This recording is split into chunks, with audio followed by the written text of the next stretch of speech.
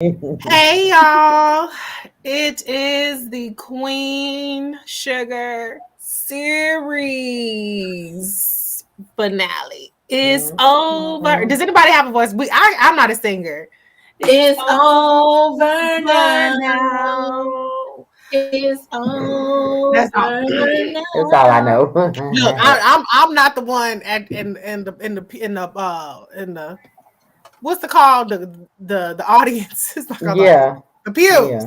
I'm not the one in the pews who knows the lyrics. I'll be like, okay, where's the lyrics? I can karaoke at church, but I am not the girl. Well, fun fact about me, I praise dance to that song at church. You did in 1 year. This She's was like, it had to be junior high, because we went to Canada in 10th grade. So maybe like 9th grade, 99, something like that. Yeah. Hey, MD Terp. Hey, S Murphy. Hey, Karina. I didn't realize the song was that old. It still, sounds very Reese, current. What? that was a really slick way of asking. How old was your grown ass when you was raised Well, because dancing? I was just thinking, I was like, okay, because I know you wasn't in your 20s praise dancing. I'm not saying that you can't praise dance in your 20s, but that just doesn't Wow. seem on brand with you, okay? MD Terp says, how about that finale? Kirk Franklin in the end. I must admit my eyes were sweated. Yes, I think we all, S. Murphy, we all got emotional. Gospel is gonna take black folks, okay, to the mountaintop. Yeah. I mean, you know what I'm saying? They picked the right stuff. They didn't go out on Beyonce, they didn't go out on nobody. They went out on Kirk Franklin. That was the right note. So let's start on a positive note, because I do feel like we can all agree that was a great ending. It was a very uneven finale for me at times. But overall, it just really ended. I love that it ended on a triumphant note. Everybody got their happy except for Charlie, but we're gonna get to that in a second. Karina says, I have mixed feelings about the finale. It was a little predictable. I love parts, and so not so much. Some not so much. Sorry to be a killjoy. No, I agree. I think that it was uneven. It was an uneven finale. Some parts fell flat. Some parts didn't really hit the right notes for me. But as a finale, I feel like closing out a chapter and like sending them off to be great, I feel like it really hit that mark. Ashley, you start off overall reactions, and then we'll get to the blow by blow. What I was thinking while I was watching this, where was this energy in like episode 4 or 5? Like, why couldn't we have this throughout the entire series? Because this was a good finale to me. I would give it, I would say out of 10, I'd probably give it like an 8.5, almost 9 out of 10. It was a really good finale. Better than what they've been giving us for the season for sure. Okay, season. I would give it like a 9 or 10. I thought it was perfect. I thought it was really good. Of course, everybody didn't get their happy ending, but I kind of felt like it was on brand. I'm gonna give it a 9. I felt like it ended on brand for every single character. S. Murphy gives it a solid 8.5. MD Terp, Karina, what do you guys think? For me, I'm with Ashley. For me, it's an 8.5. Only because I think that they gave Charlie a big fuck you. So for me, I'm going to start here with Charlie. I cannot give it a 10 because I do not like how they did Charlie. I like that they tried to include her in some kind of way, like in the whole, and we're going to get there in terms of the Jacob Boudreaux twist. But I really, really, really don't like that she lost. I really don't like that. I don't like that at all. Because she has really been a champion throughout the show. And Charlie always wins. Charlie always comes out on top. So I don't think it was on brand for her to lose and kind of come back, pitiful. Now, I believe, and Ashley doesn't agree, but I believe that it was like basically them kind of splicing stuff together. She had the same little curl, the little bob curl right here, the same little bag. I think that was her. That was not her. That definitely wasn't her. That was definitely CGI. Not her. It was CGI. No, it wasn't. So I think they probably had some scenes on the cutting room floor, but like that was definitely Charlie in 2021, and I don't know if it was the last season or the season before, but like it was definitely splicing some things together. Maybe like having conversations about her being a councilwoman and different things. That was 100% not filmed for this show. 100% not.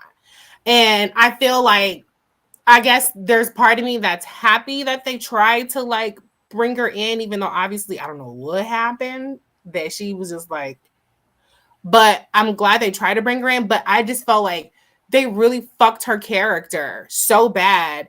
And I just feel like, everybody, I'm sorry, there's a lot of unrealistic victories here. So at least give her a victory. Like, I mean, they're like, oh, this seat has been with Democrat hands since 1977, but Charlie gonna lose. Like, that was a fuck you to Charlie. I'm sorry. Yeah. That was an F you to Dawn, to Charlie. And they really, really, really gypped her character. And a lot of us are big time Charlie fans. And I just feel like we got ripped off. Like Remy gets the wife and the kids and the picket fence. Everybody get the happy ending, and you just have Charlie eating porridge at the dining room table with Davis. That's her ending. Why she got to be eating porridge? It was giving porridge. It was giving porridge. It was giving like overnight steel oats. Thank you. Nasty. It wasn't. Come on. They weren't like at least have her back in California with her little hat and shit, and her little bathing suit. You know what I'm saying? Like, come on. Yeah. That was not giving. That was giving porridge. Yes, baby. The way they did her, as far as like she came in on her own, her only purpose is to save the family. Yeah, that didn't sit right with me. I didn't like that. Go get that. Well, hell, even Hollywood won his seat. Like, this is like the first big L in history of Queen Sugar, and it goes to Charlie. So I mean, I just didn't like that. That really did not sit well with me. It felt like a fuck you to her character. And maybe it wasn't. Maybe they were just like, oh, we have to find a way to get her back. And so, that's fine if that's what they had to do. But, I just feel like I would have rather her like they, they did the whole little wave thing with her going on stage. Like, I would have rather that been the end of it and she won, and like that was the last we saw of her. Like, give her a happy ending. So I was very, very disgruntled by that ending. And it was it was whack for me. MD Terps says Charlie's absence will always be a WTF. For the final season, she was integral part to being able to outsmart the colonizers, which she did in the end. She used Jacob's crushing her to her advantage. Yeah, I mean, I like that little part, but we'll get to that later. But just for as far as just as far as her overall ending, I did not like that. I did not like that at all. So, and Karina says that silhouette they showed initially was going to be a season. You have something? Yeah, well, David's right here. Okay. Part of the broadcast. But I did think the whole her waving at the crowd was corny as fuck. I was like, oh my God, is this like from, it looked like it was from a Lifetime movie or some shit. But, yeah. I mean. And then she's waving and she lost. What the fuck are you waving for? You lost. That's dumb. She had to address her crowd that was there though, right? You had to, you gotta come and concede, right? Is that what it's called? Yeah, no, but I mean, I heard that on Scandal.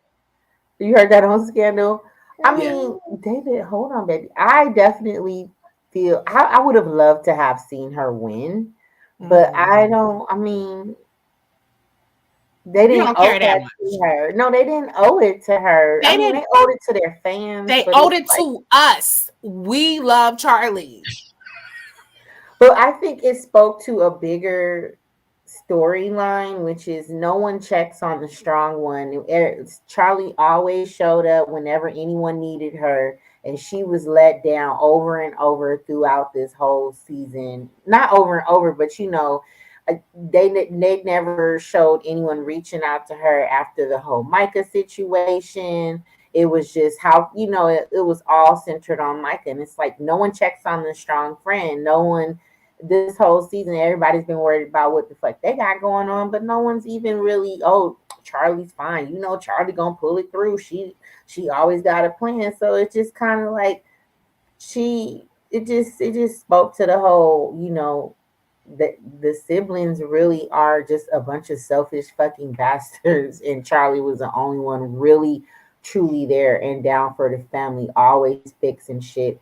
And no one can come through and help her. All she could settle for was a fucking half-ass hug and pep talk from Micah. Like, come on, that was pitiful. It was pitiful, but it was so pitiful. It was pitiful, and I would have loved to have seen her win, but I think the way they handled it was kind of just, that's how the whole season went. I think it was a fuck you to her, and I think it was janky as fuck, and I just think that it really. Did she leave on like some negative shit from the show? I would have to assume so, because she don't. Nothing on the internet about this bitch leaving the show. I know they must have a hell of an NDA, but whatever it was, she said fuck you, and not on network, they'll get rid of some shit, and you won't hear or see nothing about it on the internet. She said fuck you, they said fuck you back, and I just feel like the fans really missed out. And I don't think that Dawn owes it to us, but I think that the show owed it to us to do better by Charlie in terms of let her win.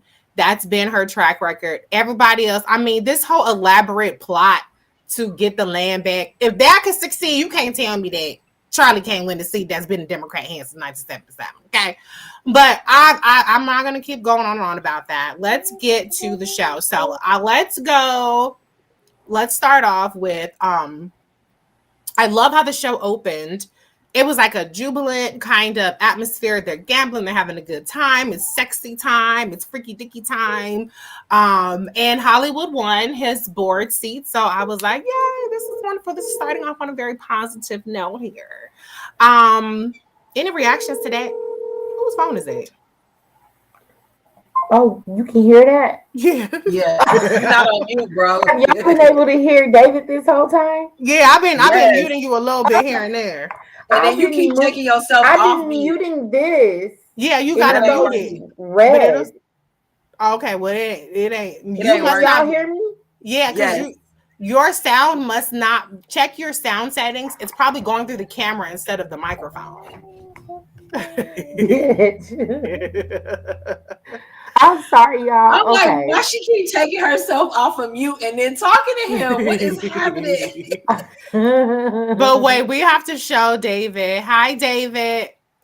Hi, David. Everyone is saying hi here. He's supposed to be in bed.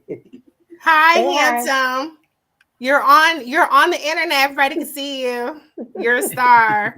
Okay, can you look at your daddy, please? Damn. Being a mother child, we got to love it. We got to love it. Oh, Karina pointing out no Sandy in the finale. Sandy had a 3-4 episode contract. Yeah, she's Sandy done for. Yeah. Brooklyn 411 says everyone else won, but Charlie, her consolation prize was Davis. Boom. You know, I'm still team. Okay, but when I was going to fuck in on Davis, like, yeah, she gonna end up with nothing but this nigga 2 seasons ago, y'all was like, but it's love, blah. No. For drop that nigga, because if she would have dropped that nigga when that gift hit the internet, it wouldn't have even been so like. But then she would have nothing right now. She would have nothing at all. I have to say that Micah 100% cost Charlie that race, because I'm gonna tell you what. If your family ain't with you, then that's a red flag. So they probably was like, damn, her own son don't even fuck with her own son, selling her out. She must not be shit. That's what cost her the race. But anyway, hey Pam. Okay. But I'm not gonna get back into Charlie because I'm gonna be ranting all night about that. So okay, let's go in. This is the finale recap. I mean, what's up? No, I just feel like boo on that. That was fucked up. That was whack as shit. They did not have to let her lose like that.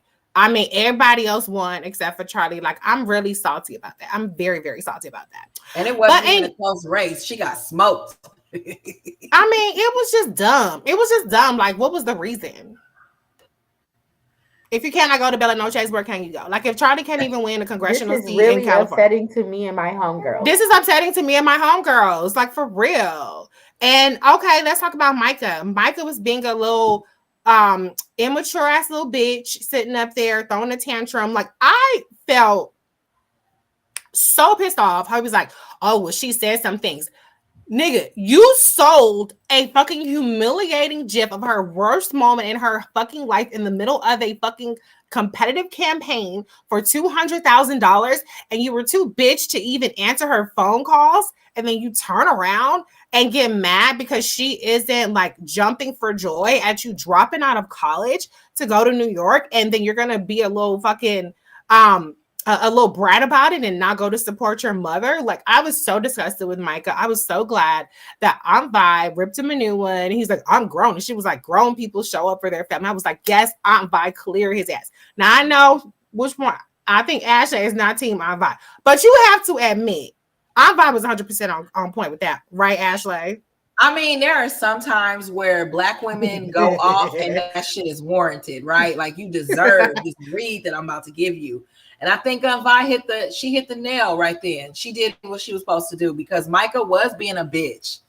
What the fuck are you talking about? You shitted on your mom, bro. Right. Over $200K, right?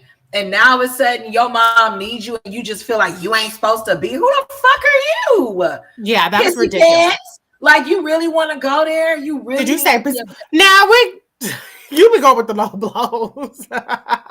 What'd she say? They're pissy pants. You bring it up. Oh, shit, he was like 16. A nigga that still pee on himself can't listen. Be better is all I'm gonna say. Okay, be fucking better.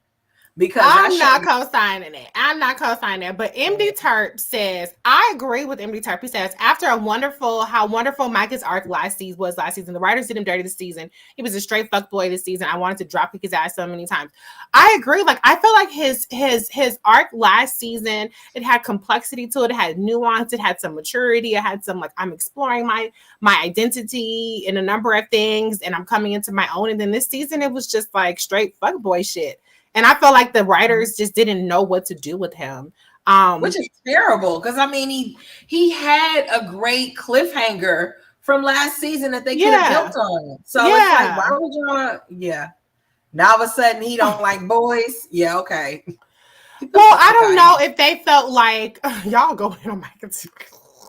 Yeah, fuck Micah. I feel like maybe they felt like, okay, with the last season, we don't want to explore Micah's sexuality anymore. Like, we're just going to completely pivot. But I feel like their pivot was a regression for Micah. And so, I mean, like, I think it's great. He had a happy ending in terms of, you know, the collective and this job that he dropped out of college for. And that's great.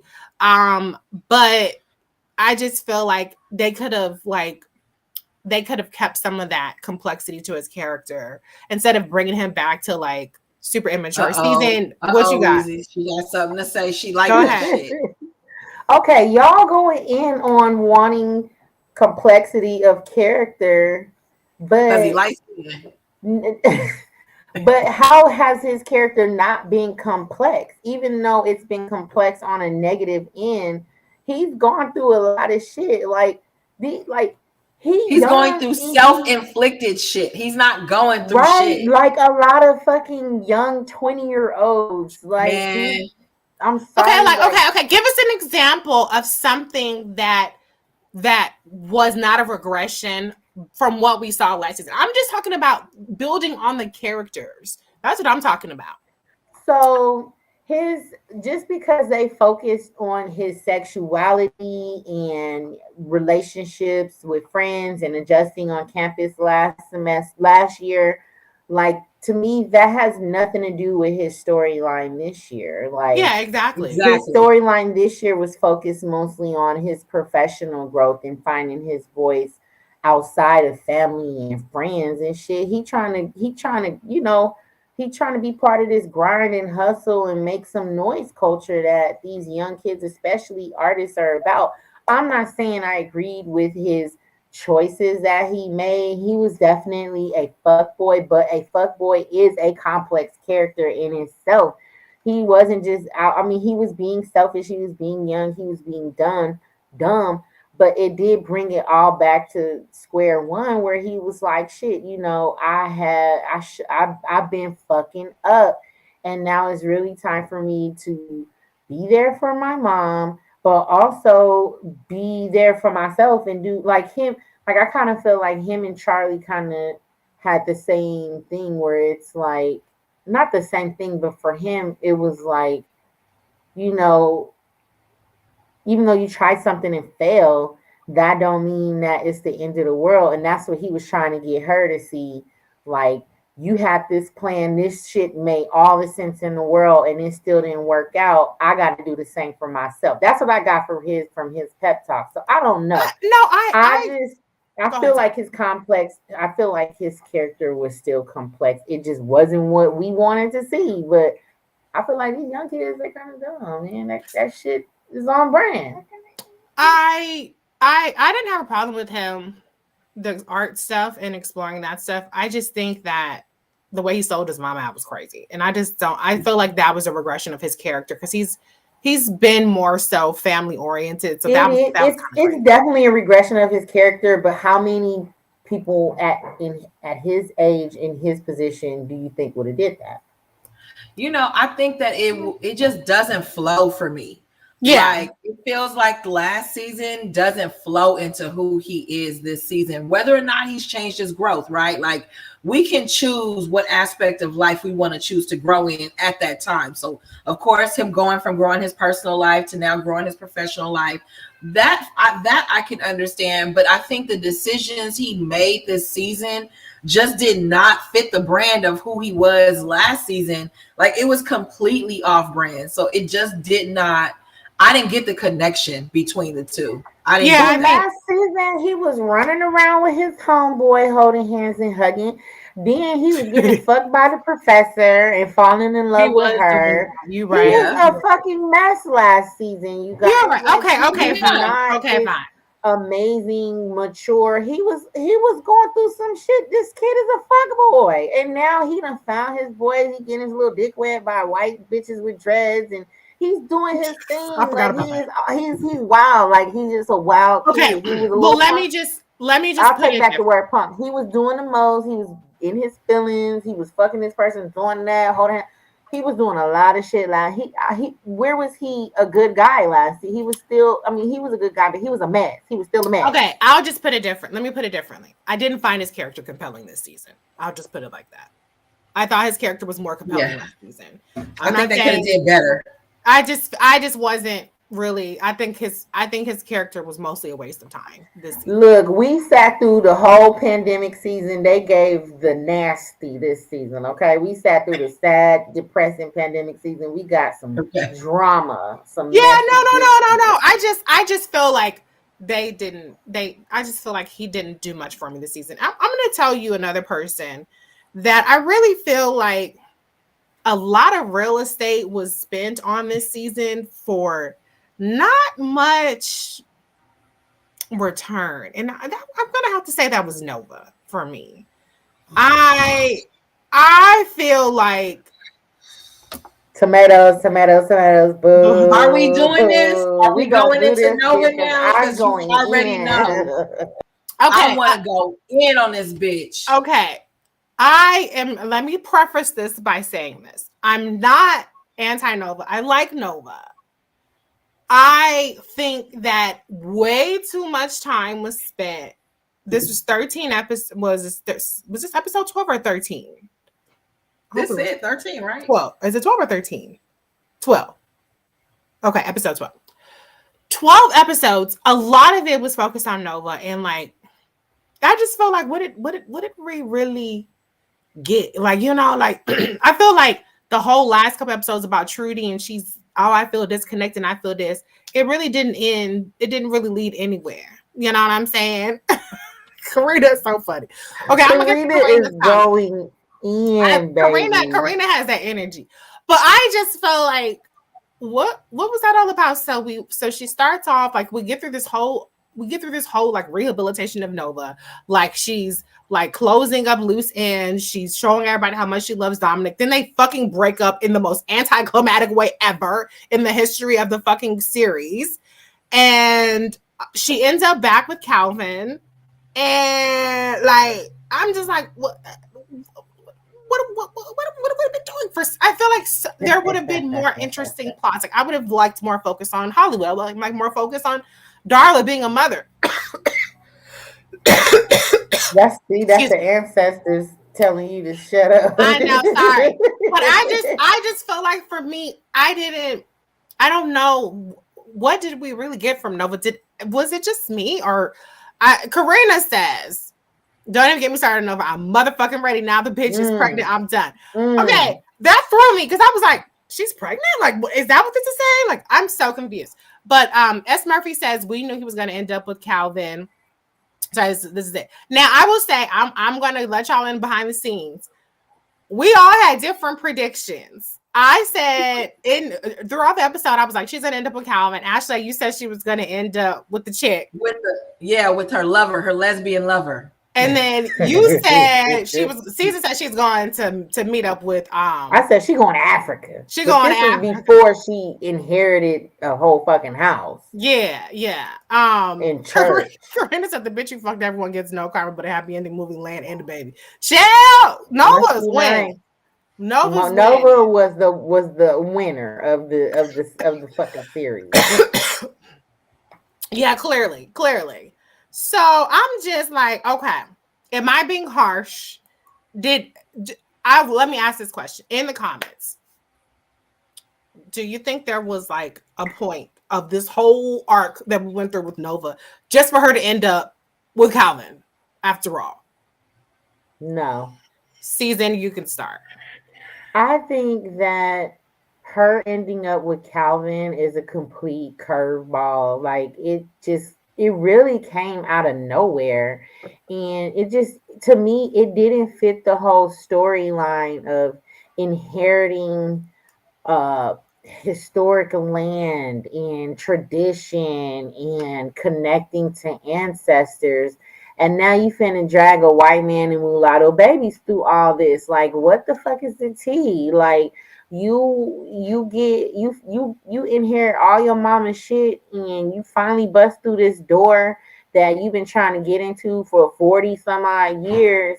And the first thing you do is look at some white man and be like, you're the love of my life. Let's have sex. That was a huge disconnect. It was so fucking bizarre. And I was just like, this is why we need to be better gatekeepers, because this shit gets so whitewashed. I mean, all that built up to this moment, and it's gonna be gone in one fucking generation because they're gonna have a confused ass mixed kid who don't know what the fuck is going on or how to do their hair, and be crying about how their daddy is white and they have a loving white parent and they don't know who to identify with. It's a fucking mess. It's a mess. I'm sorry. Okay, I do not share your views on biracial children. But I ain't never met a biracial kid that wasn't fucking confused. Never. I mean, if they have a black mama, they stand a better chance. So that part, but to me, it was just like, okay, what was all this for? Like, that's my issue. Like, why did we do all of this? If she would have stayed by herself and became like some high priestess, or or she would have, went to Africa for a bit and like, I would have understood that. I don't understood Calvin and little mixed babies running around this fucking sacred property. I don't get it. Okay, first of all, let me just say, disclaimer, I do not gatekeep blackness and say, like, you have to have two black parents to be black. That's not that's not my ministry. That's Season speaking. That's not me speaking. But it does make me wonder, does Queen Sugar have a white people problem? Like, is there a subliminal message from Queen Sugar? Like, white people are okay? Like, white people are cool? Like, you know what I'm saying? Because I feel like there's still like there's always some kind of like white saviorism somewhere in there, or like white people are like really down for the like, and I just be like, is that necessary? Like, or is that like a diversity thing, like a quota thing, or is that some kind of subliminal message? I don't know, and I don't have a problem with white people. Be clear, I don't have a problem with. I think black to me is black. I don't say, biracial, this, that, and the other. That's not my ministry, but it did make me wonder, like, okay, is that a white people problem? Okay, shut up. My first thing was, okay, now who hands in this show gonna come out with a white significant other? Ava, is that you? Is this a soft launch of a white significant other? Are you trying to soften up your fan base? Because what was this for? What was all this for? Like, ain't no fucking way no old black ass farmer sitting in Louisiana and talking about, I don't care who my daughter end up with, as long as she's black, white, I don't care, as long as she's happy.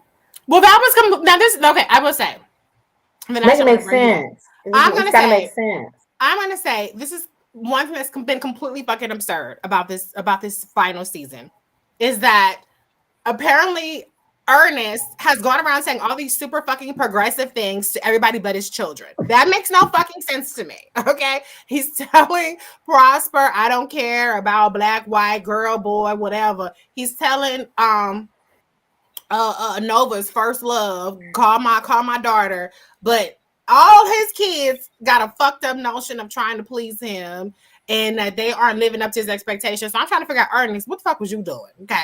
So I don't know. Like, to me, that's weird that everybody knew that Ernest approved of his kids except for his damn kids. Now, maybe that's a older black thing. I don't know. That just seems weird to me. But I mean, I guess it's cool for the purpose of the finale that people get some kind of closure. But it just seemed weird. Like, you're right, Susan. That did not ring true, because why does Nova have such a hang up over all this shit if her daddy was really like cool like that? That didn't make sense. Okay. Ashley, your thoughts. Nova's a bitch. I think that she's a terrible fucking character. They should not have included her at all in this season. If they was gonna drop somebody, it should have been her and not fucking Charlie. I can't believe she walked in her mama's room and the first thing she did was tell this man, you make me feel like I'm home. You're my home. Are you fucking kidding me? The same white man that had issues, he's a fucking cop. Police brutality issues, went to fucking jail, and now it's saying he was married, and now it's saying you think this is what you should be doing, girl? No, it's fucking trash, man. Her fucking bald-headed ass need to go somewhere. I can't stand Nova. I am so livid that they put her with this fucking man, and it ain't really all about him being white. If her whole premise, her whole characteristic is around surrounding her being black, being in her community, being a part of this culture, and yet this is what you do, girl, like, make it fucking make sense. I would have felt better if she was by herself. When I heard this whole like progressive ass conversation her daddy was trying to have with Proctor and them wigs was taking me the fuck out, y'all. But the fact that her daddy said this shit, I took it as, I don't care if you're a lesbian, because that was her big thing, was that she had to hide, whereas the other girl had to, like, she was able to be out and like live her true life, but Nova couldn't because she was worried about what her daddy said. So when her daddy said that shit, I'm like, oh, she gonna go back to the person that she had some long lost love with. They never got that opportunity. Now the opportunity is here, but you choose this motherfucker right here. And then the fact that he tried to comfort her, y'all, he was like, oh, I ain't married no more. You met my family, I met yours. You the one. He was gaslighting the fuck out of her, and this bitch fell for it. No, he was not gaslighting her. No, okay. Both of them. Fuck both of them. I think that shit was trash. It should not been included in this episode. That's why I gave that shit an 8.5, because of Nova's bullshit wannabe about black lives but loving white lives over there. Man, fuck Nova. Fuck Nova. Didn't his homeboys have you on the ground where you was crying with Dominic because you was scared you was gonna get shot? Wasn't it his homeboys, his friends? If he would have came back after that whole police incident, then I would have that would have felt more organic to me. Karina Absolutely. She knocked was the 8.5 point. But him just showing up at her doorstep and ending up in the being that just did it. But if he would have came back like after she got beat up by the police or whatever, it's like okay, he's serving some capacity. It makes sense. Like what the it fuck? Don't make no sense. It don't make sense. None. All of a sudden, he's this massive love that you have, and you can't live. He home, bitch. Home. What home, you live in? She said that home, bro. That was a lot. That was a lot. That was a lot. That was a lot. Like you have had Nova. You know, I ain't got a problem with her sleeping around because bitch, do you? It's your pussy. Do what you want with it. But come the fuck on. Y'all really gonna sit here and partner her in with this, and then she pregnant too? What? And then the pregnant thing back dead and shit, looking and like, oh yeah, that's my daughter. Throw y'all. Because I was just like, what? Where did this come from? That just seemed completely like that's the love of her life. She wants little mulatto children running around. What can you say? I mean, you know, mulatto is a slur season. It is. Yes. Yes, it is. I know that's what mulatto, the rapper, she had changed to mulatto because it was like, you know, that's a slur. Oh yeah. You know, she ain't made it. I feel like mom now. You do. You're giving an older black woman. You know. Yeah. They be calling. They be using archaic terms for people. I'm not gonna repeat them, but we know what. Okay. Well, aren't they down in Louisiana? Isn't that where mulattoes? It don't matter though, Season. I would just be remiss if I didn't point out that you're saying a slur. Okay. How was a former cop accused of brutality home? Okay, I would just say I don't have the animus towards Nova and Calvin that you guys did. I will say that it was a complete disconnect and it was totally anticlimactic for this realization to happen in that particular setting. Like she wasn't even willing to go in the room with Dominic, who was like fucking an archaeologist in Sudan. But now, like, you are home with this cop who you have this unemployed felon. You're with an unemployed felon. He does private security. Yeah. He got He got a taser. Taser. We're not doing this. I just think that it was a lot to just end up at a very like, what did we do all this for? What was all this for? It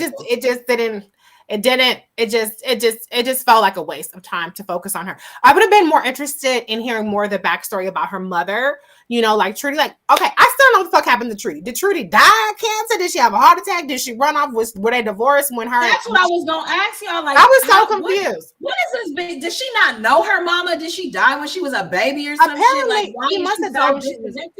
Okay, MD Terp is the encyclopedia of Queen Sugar. From my understanding, Trudy just left the husband and therefore the kid. So Trudy just ran the fuck off, but stayed. Trudy was like, I'm damn done with Ernest. So okay. So this is what I recall. Trudy left Ernest when she was pregnant with Nova, didn't tell Ernest. Ernest went to California, married Charlie's mom. And whatever the fuck happened with that, he came back to New Orleans and got with Trudy. They had Ralph Angel. That's the extent that I know. And Trudy died at some point. But it sounded to me like from when his conversation with Prosper that Trudy and Ernest weren't together when she died. So I didn't know that. And then like, okay, Rob was 10 and Nova was 18 when Trudy died. Okay, got it. All right. I mean, okay, so I just looked it up. You can use mulatto if you say tragic mulatto. She would have tragic mulatto children. What is Season? You're not gonna get it. Okay, the tragic mulatto is a myth in which it says that people of mixed race their life will be kind of sad because they won't fit in with white people or black people. So it's like I'm gonna just stay away from it because let's just stay away from slurs. Okay. Yeah. Tragic mulatto. We can say honkies. Can we say honkies? No, we're gonna stay with You some can say slurs. honkies. I can say tragic mulatto. Okay. The bottom line is for me it fell flat. It just fell flat. I'm not innately against Nova and Calvin ending up together. I'm not innately against it. I'm not innately against her being pregnant. I just felt like we went through a lot this season with Nova just to end up in a place that just you didn't need all that build up for that. Like I felt like that could have been episode 1. She even said she sat in Hollywood's man cave therapy session place and was like, oh, all of my exes are coming back. They're all flooding back, and I don't know what that means or where it's coming from. And it's like, you could have even explored that though, bitch. You know, like you could have been by yourself and tried to explore why are these exes coming back, but this is what you settle on. Like it was just. But I feel like we did that. Every episode it was a different one. I just feel like it just. I mean, I'm not against interracial relationships or mixed children. I think that bring her in here so I can show everybody Ava, CJ. She's going on her apology tour, y'all. No, I have an issue with extremely pro-black people being in interracial relationships because it's like you're not pro-black. What are you doing? So that's the part where it's like, what the fuck? If now Charlie ended up with a white boy, okay, I can see that. Ava wanted to say hi. Yes, you wanted to say something? You wanted to participate, honey? Hi, mama. Oh wait, that's it like this, right? Yeah, that's right. Hi, you got something else to say? Okay. You gonna go back to daddy? You wanna say bye-bye? Huh? See, that's now it? I gotta go get my baby up out the crib. No, I'm just kidding. Okay, say bye-bye. Bye. Okay, bye-bye. Bye-bye. See you later. Hasta luego. Nope. Put your feet down. There you go. Okay, we've had visits by all the babies. Bye bye. Oh, let me go get my little baby girl. Hold on. Do I need to go get my dog? Go ahead, girl. I want to get Pussycat for y'all. All right, we've beat Nova to a dead horse. So let's move on to more fireworks. Ralph Angel and Darla. No, we gotta say that for last, dog. Okay, come on. Aunt Vi in Hollywood. Okay, Aunt Vi in Hollywood. Okay, Aunt Vi in Hollywood.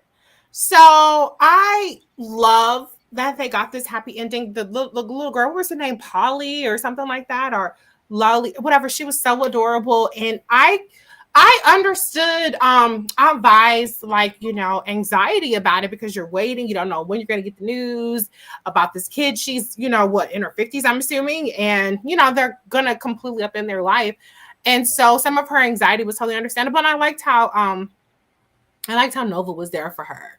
Mm-hmm. Any comments, Ashley? I'll start with you because you're the hardest on Aunt Vi. No, I really like that. I like the excitement she had when she found out the kid was coming. And her anxiety was understandable. See, I ain't got no problem with Vi when she doing normal shit. When she doing black woman shit, it's like, okay, you being a bitch for no fucking reason. But when she logical, it makes sense. So I really enjoyed that. And what took me out was Hollywood started crying. Did y'all see that? I mean, give that man an Emmy. That was just gorgeous. I didn't notice that he was crying. Yes, I was crying. I was sitting up there like real. It looked so real to me. Just to see the joy that they got to share together in that moment. And then when the little girl came in, it was a cute little Easter egg. When she came in, she looked around and she loved the purple on the walls, and they were already stressing over it. So it was like, that was a really good full circle moment for me to see her Aunt Vi go from not really wanting kids to now being open to it, to going through the stress of the process, to finally have this little girl. Because I'm all for fostering. Like, that's something me and my husband are definitely doing at some point in life, because there's so many kids that do deserve that home. So it was just I loved it all. That was really cute. And you already know Hollywood is my nigga. I fuck with me some Hollywood. I love Hollywood. And Yeah. one of the things I really enjoy about this show is that it deals with community, it deals with parenting, it deals with matriarchy and like being the matriarch and the patriarch, not patriarchy and matriarchy, but you know what I'm saying? And it deals with family in such an interesting way that's not just your traditional, you know, way that we see Black families. And I think it's more true to life to how our community is. We have all these various roles that people play. So I love that. And that's, I guess, where, not to get back on harping on other stuff, but I feel like we spent so much time on Nova and all these people. We're like, why couldn't we get them fostering early? I mean, they did have the plot with the boys and the whole, you know, immigration shit or whatever. That's fine. But yeah, I really feel like it would have been much more impactful to see more of Hollywood and doing his thing, and more of Vi and them, and just coming to their own as a couple and adjusting to having a foster child, all these other kind of things. I feel like would have been a better use of these 12 episodes as opposed to like all this shit with like Nova's fucking FaceTime and Dominic and they break up in this really weird way or whatever. Season, your comments. I didn't know that. I thought it was so cute. I mean, the scene where they found out they got the foster baby, it kind of just, it gave me what all those commercials, those pregnancy test commercials, when they find out they're pregnant, and I'd be like, that was whack, you know, boo. But it was so cute to me. It's like they really got a child, and it was really sweet, and the little girl was cute, and it kind of like, it's like, even though Aunt Vi was like second guessing herself because her business got really busy, she had already prepared for it so much so that she even picked a color that the little girl liked. So it was just like so meant destiny.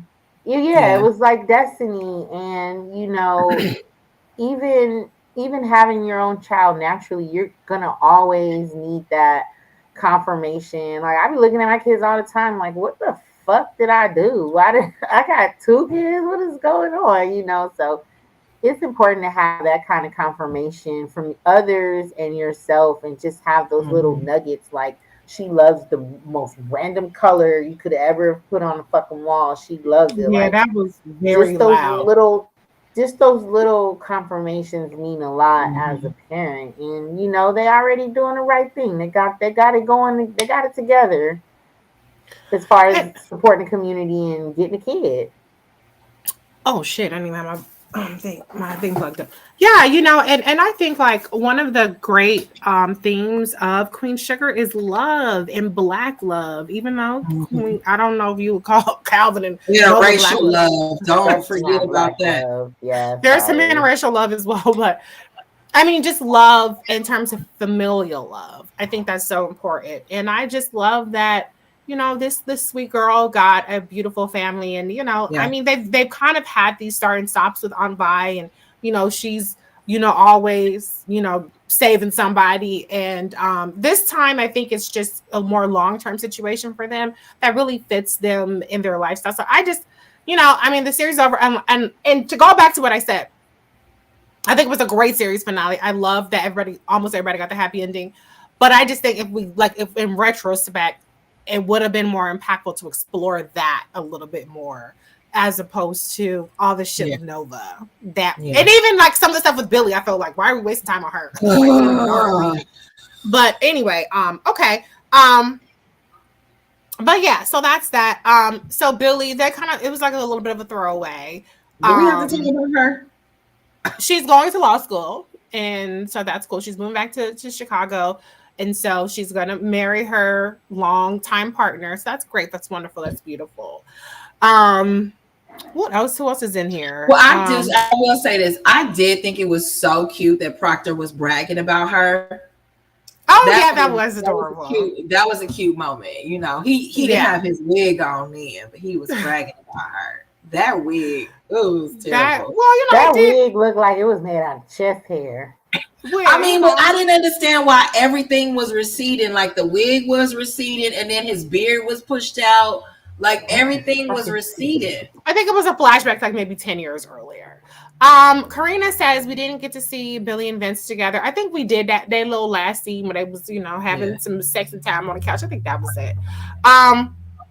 Karina's saying we never got a final scene with everybody together, and that is true. We didn't. So that was kind of strange, Even Micah was a little to the side, for some of the final scenes. I don't know, from scheduling or COVID shit. I don't know. But yeah.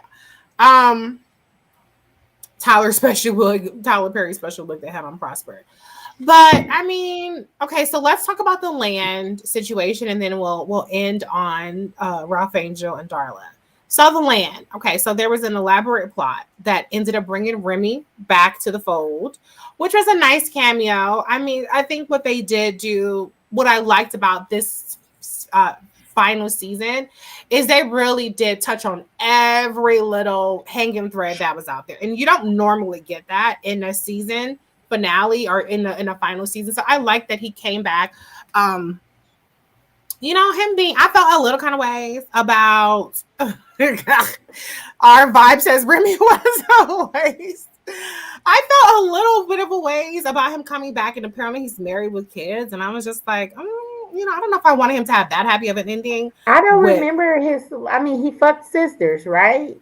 Yeah, I mean, he was a widower. He seduced Charlie, and then he was like, Charlie's too much of a girl boss for me. So he ended up going with Nova. And the weakling. The man eater.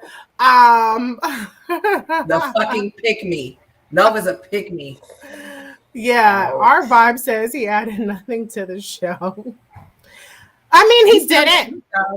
He kind of didn't, except for the fact that, like, if anybody was running, like, oh, what happened with Remy?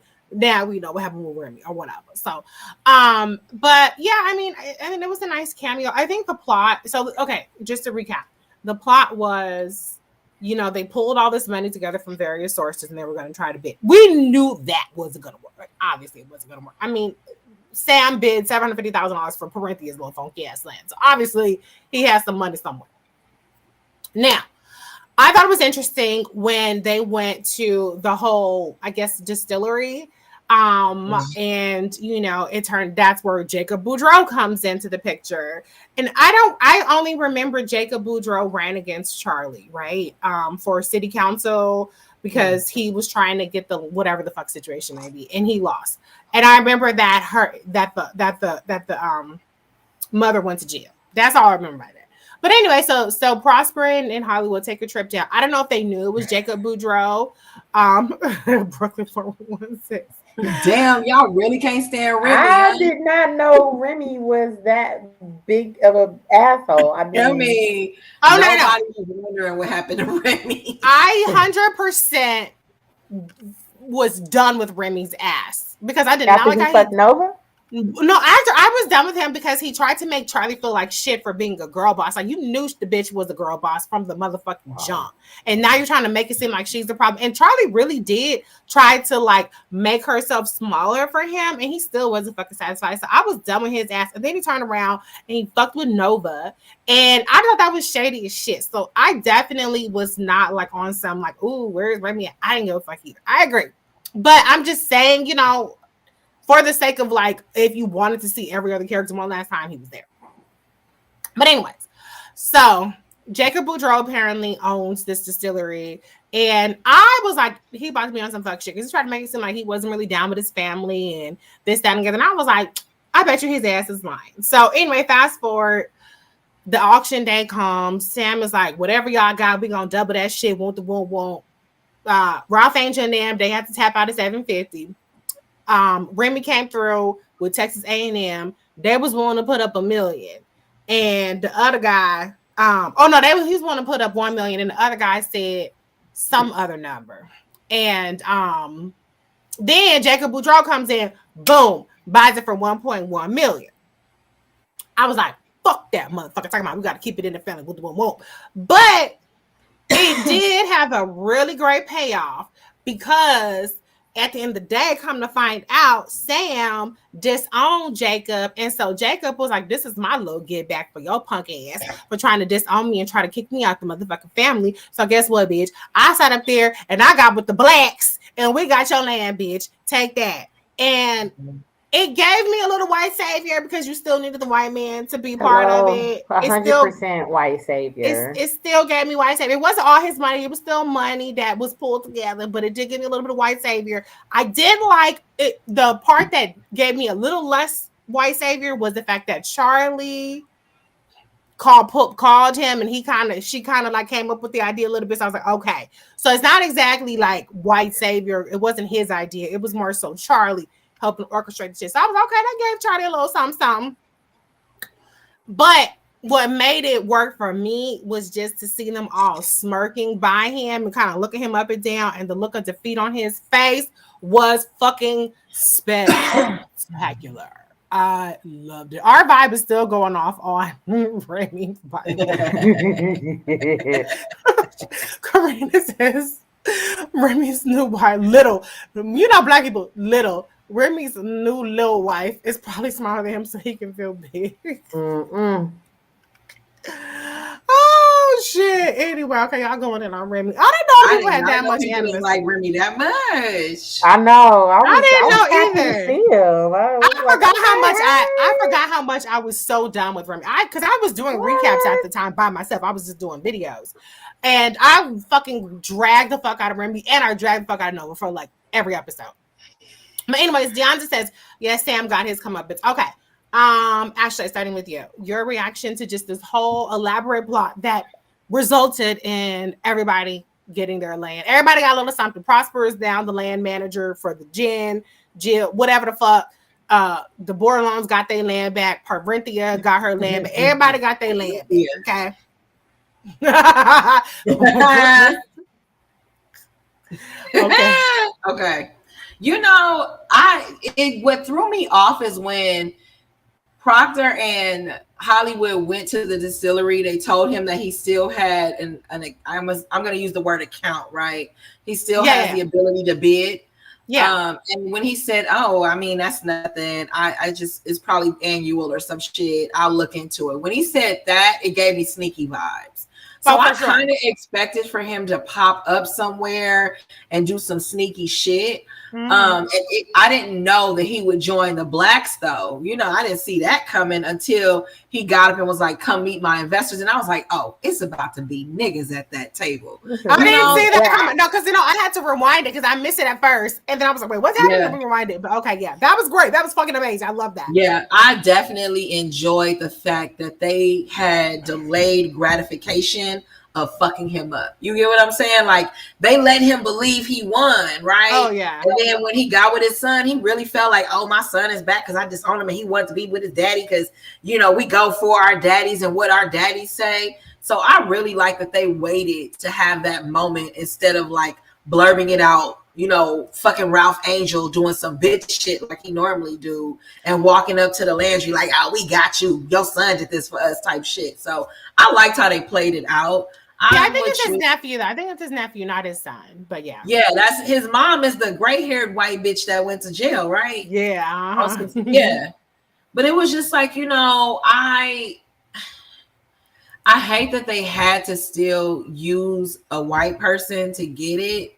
That's what that was like. At the same time, it does seem realistic to me because it's down south and white people have majority of power down there. They have the majority of money and resources. So it felt realistic. It really did. So it didn't throw me off too much, but it's like, damn, y'all really want us to like love white people too. Why? Yeah, and that's where I go back to my original question of like, does Queen Sugar have a white people problem? Or is it just realistic? Like, I mean, we're living in a white world, technically. I mean, we have our own black shit. We got Black Twitter. We got, you know, we got Black BT. We got certain things that's black that we feel like we got BT Plus. Yeah. We got all black. We got Tubi. Tubi is unofficial black channel. I don't know if y'all Tubi. Oh my god, y'all. Tubi is fucking hilarious. So ghetto. But anyway, but I love it. Okay, fan base. We got black shit. We got shit that's authentically ours. Yeah. However, white is always swimming around there somewhere. Okay, it's always somewhere. And so I don't know. Like that's why I'm. But it's like a serious question. It's not me saying that white pincher guys white people problem. It's me asking like, is it a white people problem? Like, do they feel the need to be like white people are good? There's their allies, or is that just like? Is that just is that just a reality? Is it just realistic that somebody white somewhere gonna have to be on your side? I think it's realistic, and now finding out that that's Sam's nephew, that makes it even more believable. Because if it would have been a son, then that would have been a kind of a stretch. But the fact that it's his nephew who is like connected to the family, but kind of a black sheep because of his mama, it makes even more sense. So I'm not mad that he became an ally, quote unquote, and was able to help or do what he had to do. But it did still give white savior vibes for sure. MD Terps, I didn't find it white savior is realistic. They wouldn't have been able to pull off without Jacob. There are some of them out there willing to do what's right. Yeah, I mean, so nice. Maybe not white savior. It gave a little white savior, and then I was like, okay, maybe it's not white savior. Maybe it's allyship. I don't know. But realistically speaking, maybe the message is you find allies where you can find allies. It don't matter. Or maybe the message is that they want us to believe is, there's some white people who are sick of other white people's shit. That is true. And I don't like. It was like, oh yeah, you're a general. You're this is righting some of the wrongs. That's where it gave me a little white savior. Like Jacob Boudreaux, just be like, I wanted to fuck you over because you fucked my mama over. Yeah, and you try to do me dirty. Like don't do the whole like this is righting some wrongs type of things. It was beneficial for you because you petty, and I'm team petty. And that little wink at the end, I was living for that. But you know what?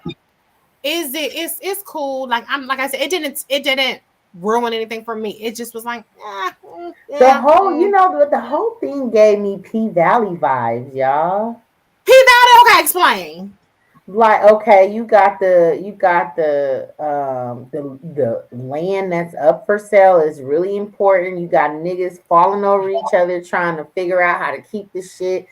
Then you got the little black sheep mixed son who is putting his money here and there and trying to make shit happen. Y'all didn't get like P Valley. No, I didn't get P Valley from that. But I didn't see enough titties in this episode to figure out. The nephew even looked like the mixed son. I didn't get that. That's a reach. That's a reach for me. Yeah. You just missed P Valley. You missed P Valley. It gave me P Valley vibes, damn it. And MD Tarp says whatever Jacob's reasons were, Berlin's still unvoiding. I know, but we have to examine some of these things. Because remember that episode where white women were saving the day season? And we was like, who? We were like, who directed this? And it was a white woman who directed the episode. Was it a white woman who directed the episode? Who directed the episode? Okay. But at the end of the day, like I said, we love everybody here. Okay. It's not anti. Yeah. It's just more so like, okay, well, that was that. But anyway, okay, so that's all that there is on that. Happy ending. Everybody got their land. Cool. Now for the grand finale. We got to talk about Ralph Angel and Darla. I knew Ralph Angel was gonna be on some fuck shit as soon as Darla took her ass. It's supposed to be a relaxing thing. She's supposed to be getting a manicure. She's a new mom. She's been tilling the fields. No, I'm joking. She's been putting in work for everybody. And Blue used a little lunch money to give her a manicure. And here Ralph Angel punk ass go, trying to use the opportunity to go against Darla's wishes. I'm going to just let you start off, Ashley. Your reaction. Woo! That was a lot, Ralph Angel. And then, like, what you told him was like stupid. Okay, I'll say this. I understand the idea that Ralph Angel has feelings that he has to suppress. You know, he's not able to express them in manners in which he would like. For instance, physical violence. He's not able to beat up old boy, right? He can't demand anything financially. He can't make him be Blue's dad. So only thing he had left was to incorporate Blue. And to me, it really felt like hurt feelings because it was unnecessary for you to involve this baby in this narrative, right? When he said, I don't want to have secrets, and when he got to the end and he really explained himself for it, it was like, okay, I can understand you more. That does not mean your ass is right. You should not have done that. How dare you? Because at the end of the day, she's the one that was raped. She's the one that went through all of this. So this is her story for her to explain to her son when she's ready. It's not your place to do any of that shit. And I think he was 1,000% wrong.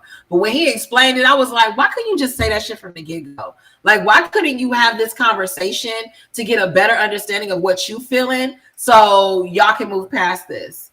It just really was like, I felt so bad for Blue. I felt so bad for Darla. I really did, because it was like, Blue, you gave him this little inkling of something, and then you asked him in so many words to not tell his mama. And then now you're causing, why you always fucking up? Ralph Angel is selfish. I think Ralph Angel is emotionally unstable. I think that Ralph Angel, he does what he wants and he asks for forgiveness later. That's what that nigga does. And I really, honestly, y'all, I thought Darla was really about to leave his ass, like, for real, nigga, she's gone. Because that was fucking big. How dare you? I mean, okay, a couple of things. Emily Term says Ralph Angel was wrong for a period. Darla could not have made her position any clearer, and it was wrong of him to do that. I don't think that he's emotionally unstable. I think he was very calculated in what he was doing, and he had already made it. Ralph Angel? Yeah, I think he the crybaby. Yeah, I think he knew that he was going to tell Blue at some point. I don't think that he had any intentions of for any long stretch of time honoring Darla's wishes. Now, I think the way that he told her isn't the worst way he could have told Blue. I mean, it was kind of meant to be like, you belong, but I don't think that Blue's reaction was very realistic to hearing that. Like, okay, you're already feeling like you don't belong. The subtext is he's poor, he's from the South. You know, he's a scholarship kid or whatever situation may be. Like, they didn't want to get into the class aspect of it, okay? But I don't know how affirming it is to hear, like, yeah, your daddy, your real father went there, but he don't want to have shit to do with you. Like, that does not seem like it will be affirming to me. For the sake of what we saw on camera, okay, it went well, fine. But in reality, with that I'm going like that, no. And I think it opens up a can of worms for somebody who's as smart and inquisitive as Blue. And he just kind of like left it there. That did not ring true for me at all. That is, yeah. The fact he didn't ask more questions, or like he acted as if he was okay and had no emotions about it, that was fucking weird. Yeah, that did not ring true. But I just feel like it was a violation and it was unnecessary. I mean, he could have just said your mother. Now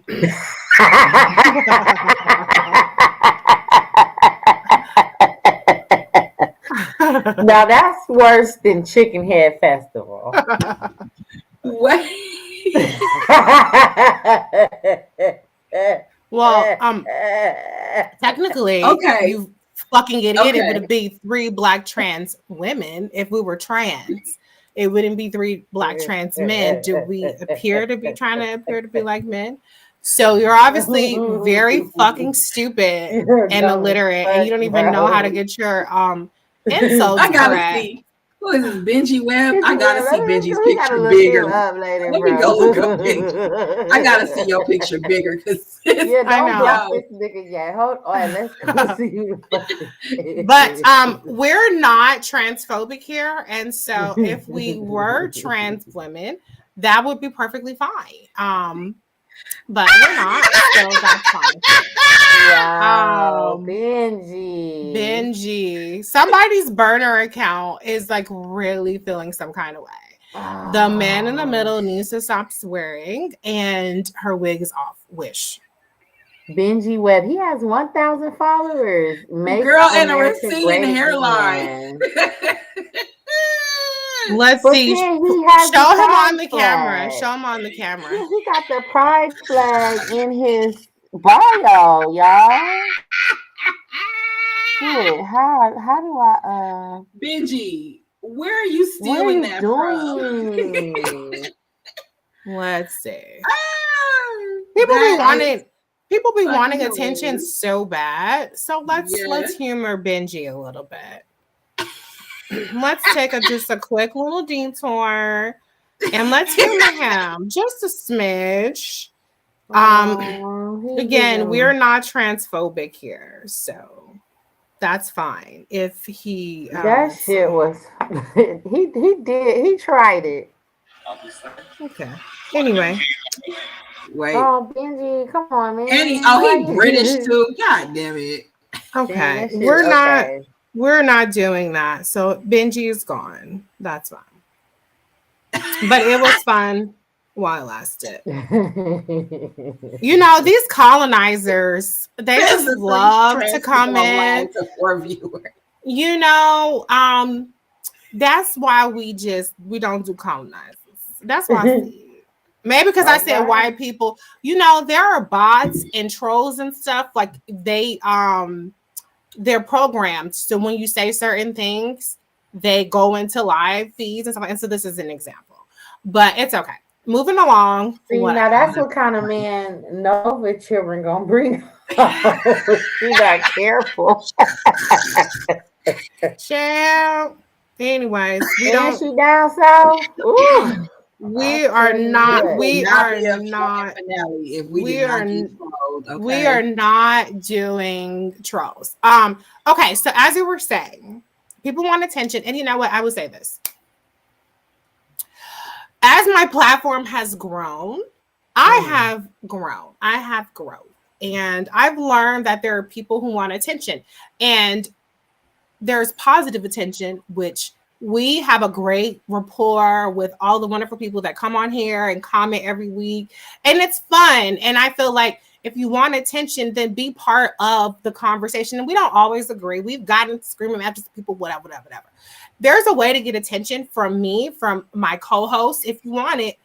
And being a troll is not the way to get it. That's the way you get blocked and moving right along. Okay. And so that's just for anyone out there. If you want my attention, you know, I'm happy to give it to people who are not pieces of shit and assholes and trolls. And if you are one of those people, you're just going to get dismissed. Yeah. So, okay. Like I was saying, yeah, I just feel like with Ralph Angel, he just didn't give a fuck about Darla's feelings. I didn't feel like his speech when he showed up to Darla in DC, it felt so flat for me. Like he did not say it. They cut part of that scene out. Okay, they had to because the way they were staged and the way because you know she got closer all of a sudden. I think they cut out her response to him. Yeah. It just was really weird because I was just like, okay, he said something and then they just hugged and she put her head on his chest. It was anticlimactic. So anticlimactic. Like Nova and Old Boy breaking up. It was just like, okay. Then damn, Darla, I thought you was gonna get in his ass a little bit more. Because she was getting in his ass, and I was so happy to see her really stand her ground because it was appropriate. Like she, you know, was violated. And I feel like as a couple, if you know what, my feeling is You don't get to override the other person. You keep talking and you keep having discussions until you come to a consensus when it comes to big major decisions like that. And for him to just override her, and I think that's what she said, like, you're just going to override me. You're just going to do what you want to do. And she's so supportive of him. And I really appreciate that she really stood around. To me, it was weird. Like, okay, she runs off with True and leaves Blue behind. That seems weird to me. Weeks. You heard him mention, I've been calling you for weeks. So she been gone. He said he's been trying to talk to her for weeks, and finally she just decided to up and leave. Yeah, I took it as she's been gone for weeks. No, it was only that day. It was only that day. But it just seemed like I mean, our vibe says it was rushed, and it was. I mean, it just seemed like. Yeah. What the fuck? Like, I would have rather have, like, to me, I'm sorry to get back on Nova, but we spent all this time on Nova going through the house and this Trudy shit and this, that, and the other. We know nothing fucking about Trudy. And this whole situation was just completely rushed. Like, they've been building up to this conflict with them to have basically 3 minutes of the final episode where they hash it out. Like, I think they should have explored that more earlier in the season. And it just was anticlimactic. He was just anticlimactic.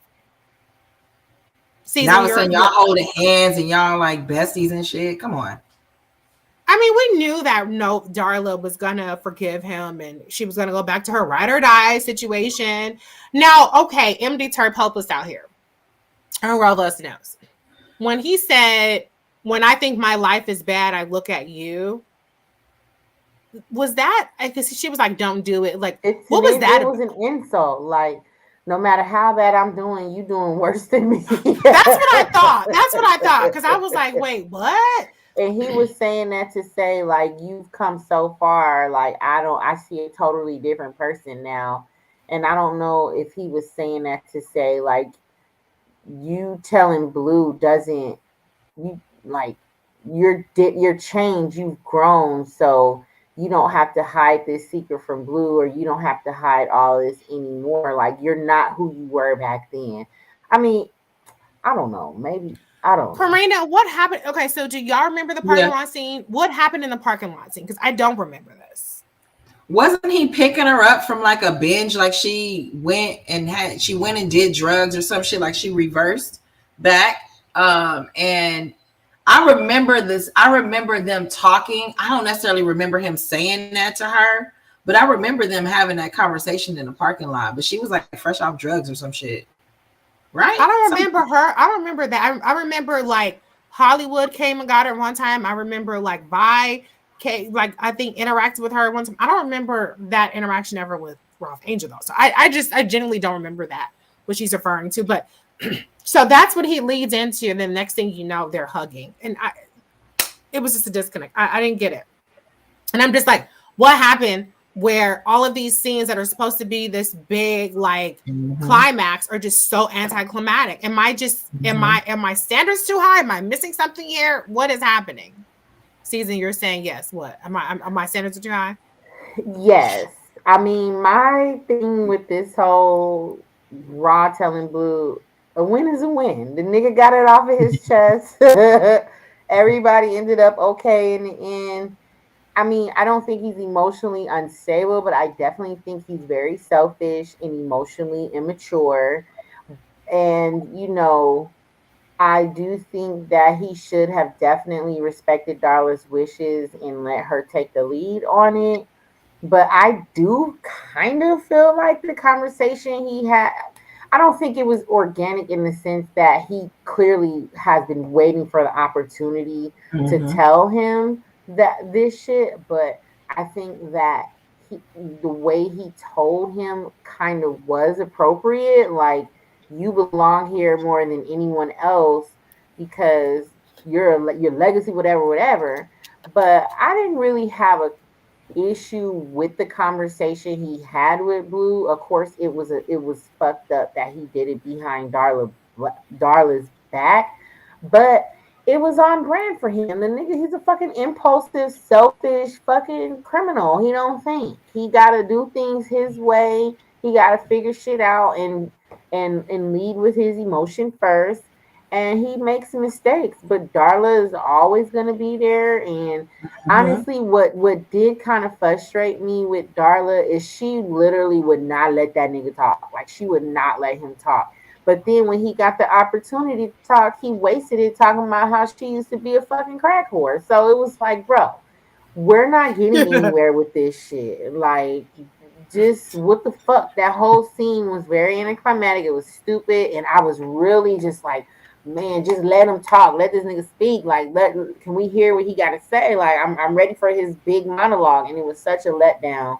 But He I did feel like not say anything new though. That's what thing that was it was crazy. like, okay, He said all that stuff so before. what? So, but that's why I felt like they had to have cut something out of that scene because it just, it was Either very they cut something out. choppy. Yeah, it It was was choppy. weird, and it was like we talk about Micah and his progression and this, but it just he broke Darla down like this.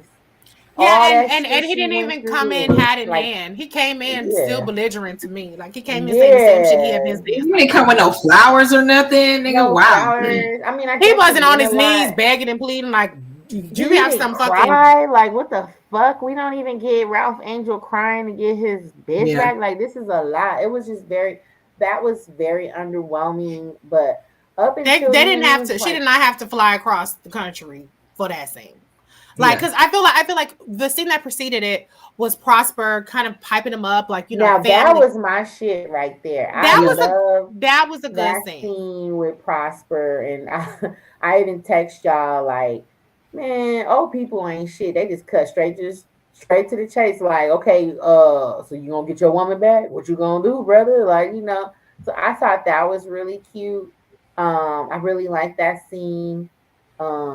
I kind of felt like his whole the dad's whole speech was a bit watered down. I wanted a little bit more from that speech, other than a farm isn't a farm without love on it. I'm like, okay, I guess I could see that, but I don't know. That I think I was with it, and I was on board with the whole thing until he got to Darla and just was like, It just went from what? like, it just went like, oh, it just fell flat. And I feel like a lot of the big character moments, like the land thing, A plus.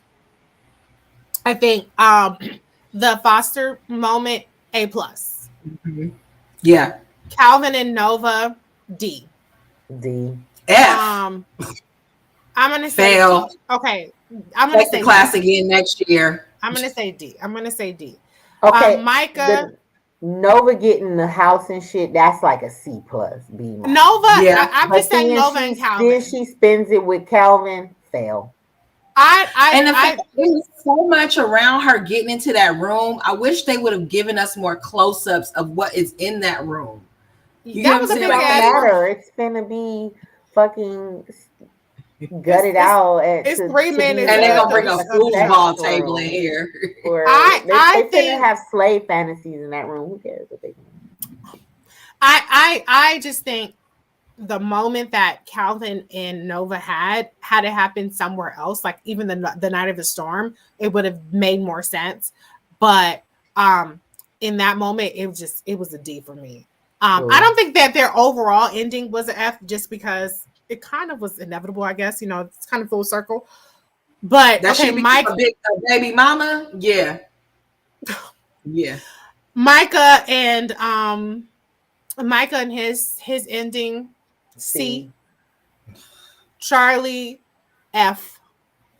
Bro, you give Charlie an F, but not Nova and the White King. Charlie's White ending. Kang, nigga. Not Charlie's King. ending.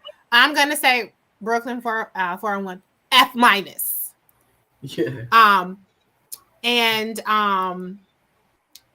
then Darla and Ralph Angel, I'm gonna give them an A.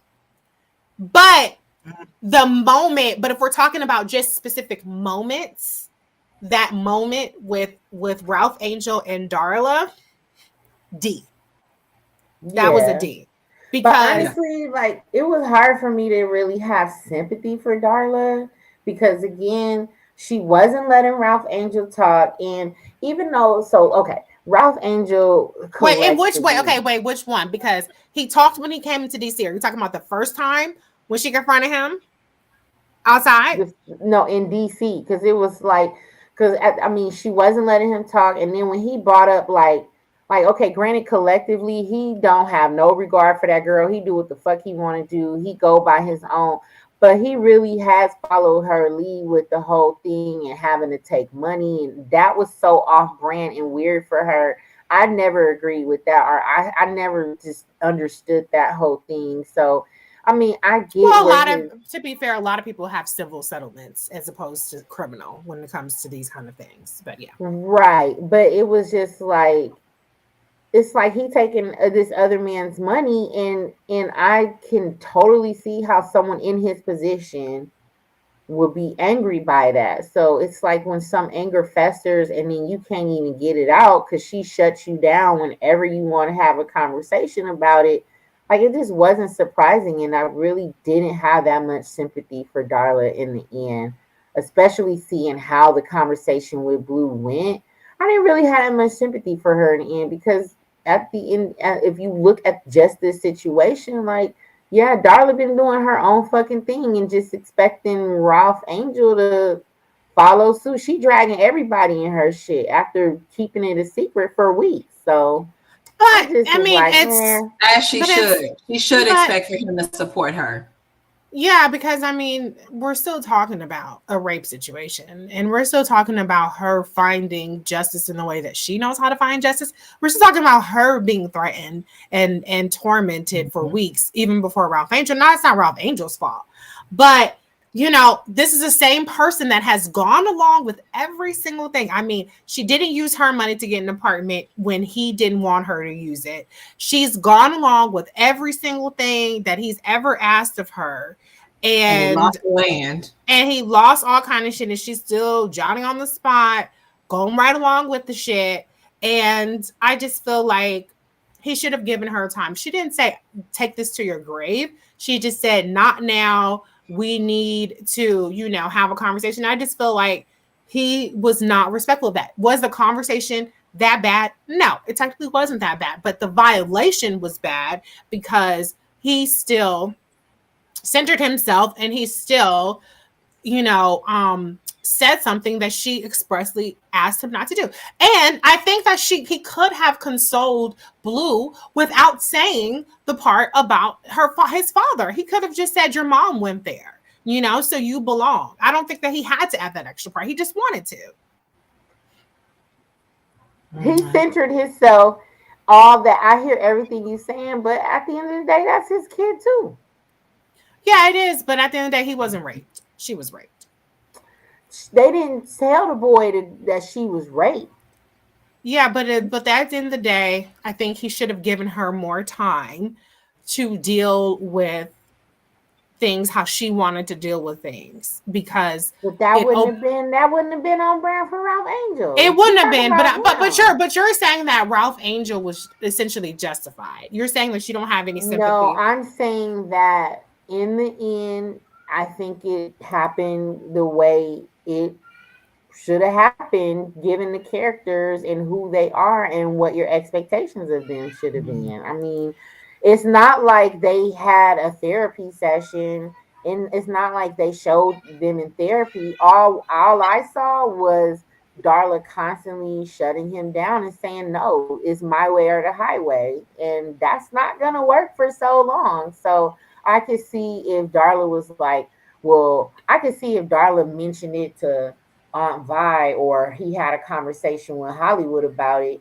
He's had no outlet about it. He did. He has. He talked to everybody. Hollywood. He talked to Hollywood full-blown and Micah.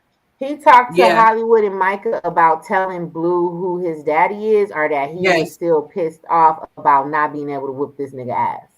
He talked to Hollywood after he had that first blowout with Darla, and she said, don't do it. He went to Hollywood, explained, and Hollywood was like, it's not your fight. Like, you're supposed to support her. I just think all that, but I also, coming from a perspective, when you're married, you got to take shit by situation. One situation at a time. We married, Okay. Right. I don't agree. We are three married trans men on this conversation. You beat me to it, Reese. You beat I me don't to agree it. with what Ralph Angel did. What I'm Okay, saying so is we all agree then. we all agree what he did was. But you said you amazing. don't have sympathy for Darla, which is I'm outrageous. saying I did not have a lot of sympathy for Darla because every time the topic came up, she shut it down, and they showed no other way of coming to any other solution for this issue. Why should it have to just completely go away for him and him just be like, all right, fuck it, this is all on you? Like, if he keeps bringing it up, you got to address the shit. I You feel can't like keep they've telling had. him to kiss your ass. I feel like the past 3 episodes, she's humored him. She's had conversations, and she's just said, like, she said no, but I mean, I don't think that wanted Darla. to see them in some kind of counseling or something. Well, they only had so many damn episodes, but I think at the end of the day, the way that it was resolved was super anticlimactic. It did not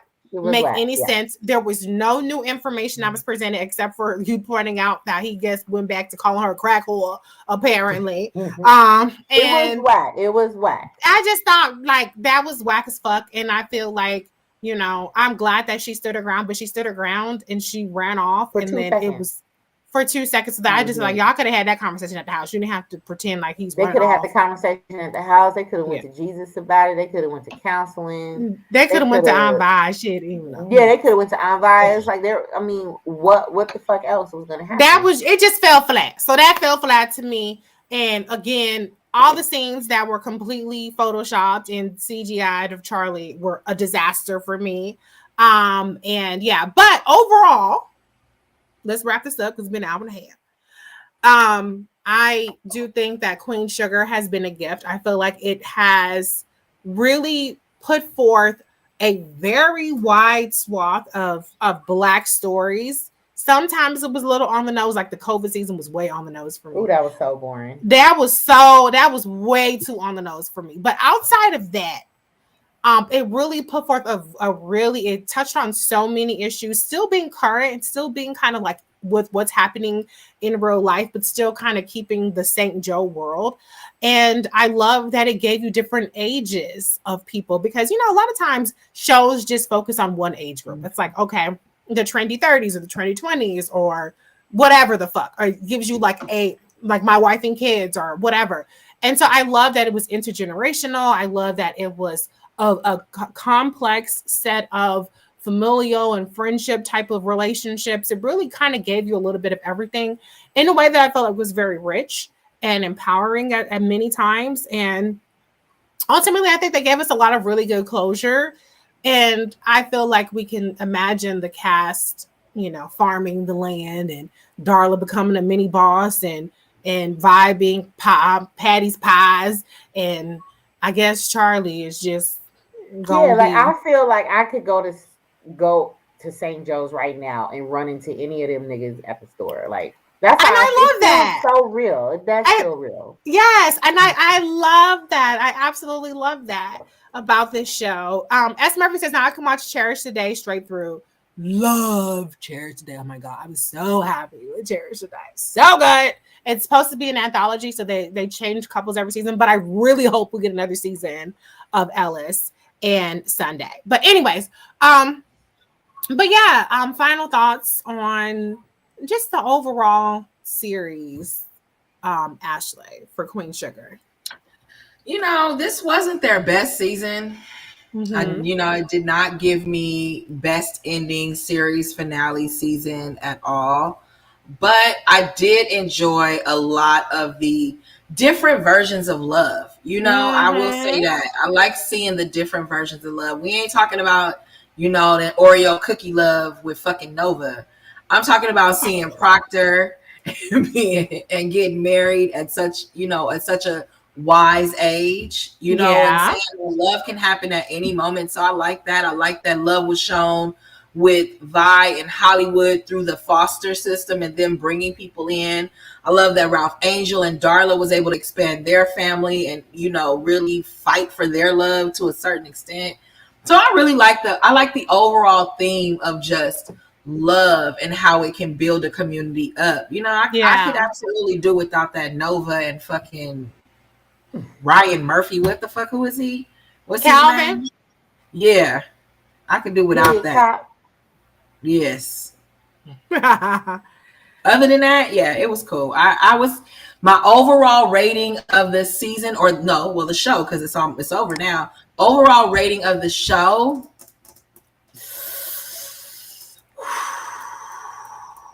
I would have to go with a 7.5, the highest. That is so low. Oh my gosh. I have to go with why that low? That is not a good rating. I just did not like. Nova knocked me the fuck out with this whole shit. Like that took me out. The way they ended Charlie and Micah, that just was not good for me. Yeah. But overall, it was a good show. Okay, I could do 8. I can go as high as 8. I can't go higher than that though. Karina is with you. She says 7.5. Yeah. Okay, Karina says Nova and Calvin living happily ever off that plantation. Exactly. Yes. I mean, wow. Season, your final thoughts. Oh wait, RV Vibe says Charlie felt so empty. Yeah, that was. They just did her dirty. I'm still bitter about that. I'm bitter about that. Season, your final thoughts on Queen Sugar, the series. Well, so I'm missing a significant chunk in the middle, so I can't rate it the overall series, but I will say in the end, I did enjoy the show, and I like the finale. I think in terms of tying up loose ends and seeing where character stories go, like we don't get that a lot for Black shows. No, so we don't. Again, I said it once, a win is a win. I think that even though we didn't like where a lot of the storylines ended up, or where how characters developed and regressed and progressed and all, I think it did justice, and I enjoyed it. In the end, I enjoyed it. So yeah. Good job. I mean, some topics they dragged the fuck out, like COVID, but then there were some topics that they really hit on the head, with pretty much any fucking storyline Hollywood was in was good. And then I know y'all didn't like it, but I liked Micah's storyline. He was something else. So I liked his storyline. I wasn't a fan of Ralph Angel, but it's realistic to me. His character was very realistic, and they could have given us a lot more, like with Darla and shit like that. But I mean, it was cool. Like I said, we don't get a lot of good finales for Black TV shows. They just get canceled, and I know we hope another fucking network picks them up, and we doing petitions and shit like that. Yeah, so bravo, they did that. Mm-hmm. Yeah. Karina says it was a gut punch with Charlie losing her race, but saves the family once again, as she always does. Now that is on brand. I mean, the show started with Charlie experiencing a very heavy loss in terms of her marriage blowing up, being humiliated, but she comes to St. Joe and she saves the day over and over and over again. So in that regard, it's on brand for Queen Sugar. She never really, it was always not quite winning for her. It was always something that was all.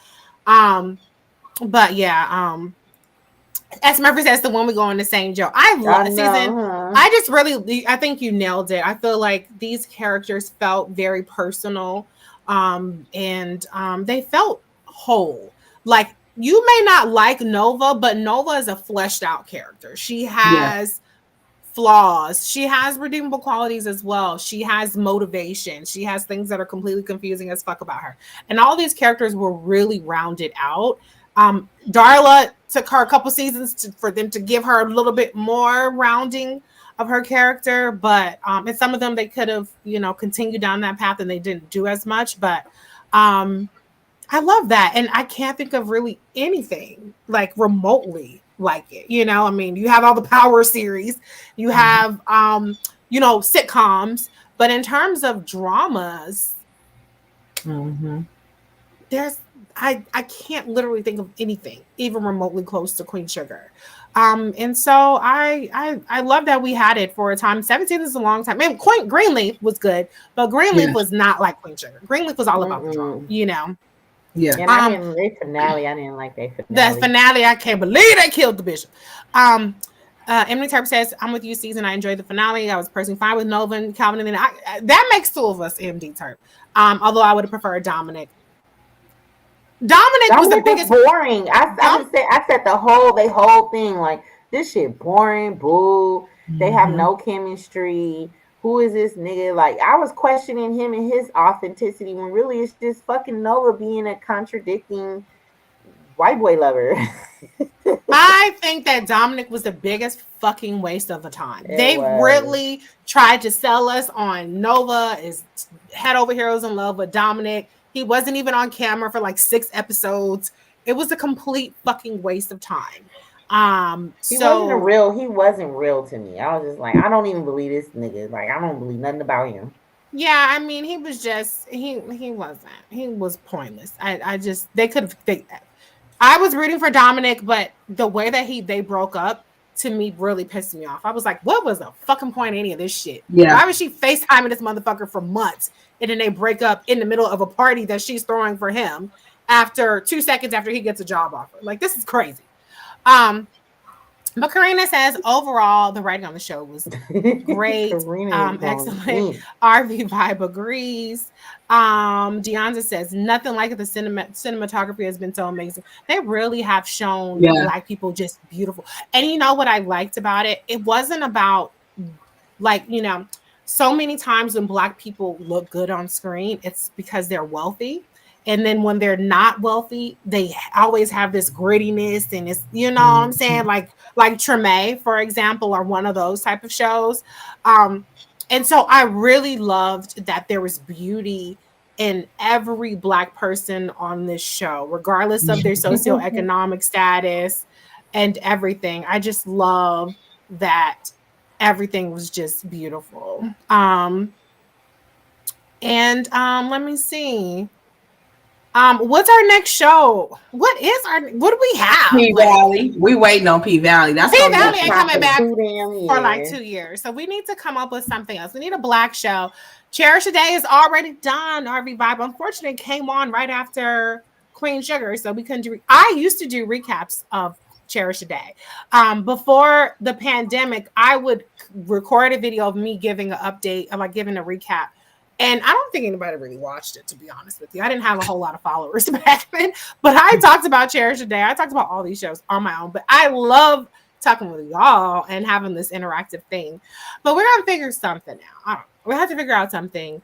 But I would say this, like Greenleaf and Insecure before Queen Sugar has given us fellowship, and I love that. And it's given us a chance to get together on Tuesdays and talk. And so thank you, ladies, Ashley and Season. This has been so much fun. You know, I'm trying to think. Like, I didn't finish the Queen Sugar Karina, recap. Don't fucking start with me tonight. She said Insecure is coming to own. Karina gotta be trolling with this. She gotta be trolling me. Y'all watch these Insecure recaps, baby.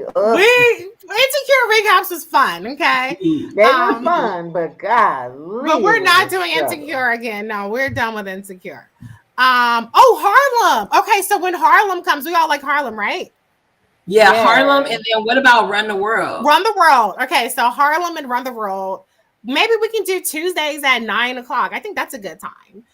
That gives people a chance to catch up on it. So Tuesdays at 9:00 when Harlem but see, the thing about we'll have to do Run the World because Harlem, it's everything comes on at one time. So we'd have to do like a whole season recap. But for Run the World, we could do that on a weekly basis. But anyways, I was just gonna say the last season of Queen Sugar, we didn't finish it because I had Ava. So you know, so we've had babies, we've had marriages. Season and I both had babies since we've been doing these recaps. We've had people, you know, Ashley got married, and so it's just been wonderful fellowship. With y'all. The Best Man series. Ooh. If the Best Man series is weekly, we will 100% do a recap. Yeah, we got to do that. Yeah. But if it's all at one time, then that don't make no sense. We'll do a one-time recap. But yeah, the Best Man series, it's a date. Yeah, good suggestion, Michelle G. Thank you, Michelle G. And when is season of Harlem 2 coming back? I know they've been filming it, so it's maybe next year. Now, what's Harlem? Is that what that's Megan Good. Megan Tyler. Yeah. RV Vibe says, Best Man, what else do they have to share? Well, hopefully nobody else dies of cancer on the show. I was so fucking pissed that they killed off. I was like, this is a Christmas movie. Why are we killing off the wife on a Christmas movie? This is ridiculous. I've only seen that show. Did you have that same smoke for Big Mama dying on soul food though? They killed her. Wasn't it Christmas they killed her? I don't know about all that. Thanksgiving. I don't know. Thanksgiving. But I've only seen soul food like twice myself. Like, I mean, the Best Man holiday.